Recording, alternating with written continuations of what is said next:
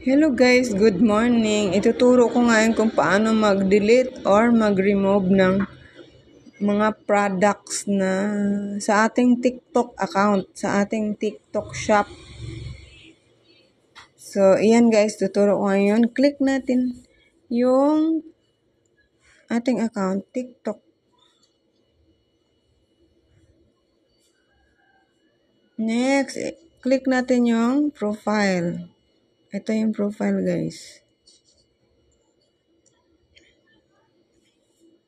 Yan, pasensya na sa aking net. Medyo mahina. So, dyan na tayo sa ating profile.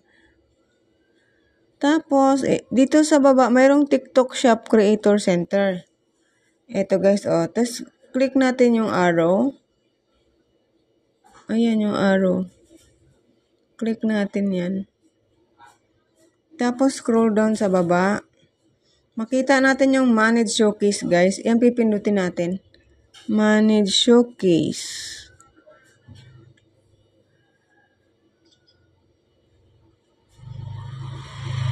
Hintay-hintay lang tayo, guys. Kasi sobrang mahina. Kawawa naman yung aking screen. Basag-basag na yung mukha. So, iyan. Medyo mahina ang net ko, guys. Kaya, wag lang mainip. So, Manage Showcase. So, yan na yung kalalabasan, guys. Tapos, pag mag-delete tayo ng nasagi ko lang, guys, sorry. Mag-delete tayo ng pipili natin yung ating i-delete, guys. So, example, ito i-delete ko. Mayroon tayong 3 dot dito sa gilid ng item. Ayan, pindot natin. Tapos yan ang lalabas, guys. Edit products, remove to top, or remove products. So, dito tayo sa remove products. So, i-manual natin. Tapos, click remove.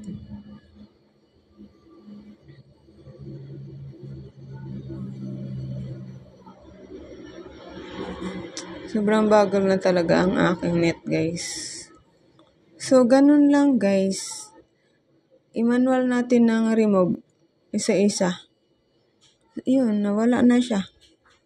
Nawala na dyan yung product na ni-remove natin. So, mag-remove pa tayo ng isa. Try natin ulit.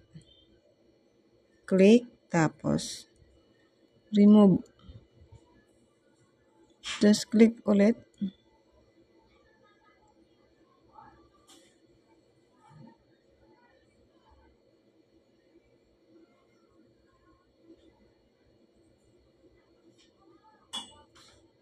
Sobrang bagal niya, guys.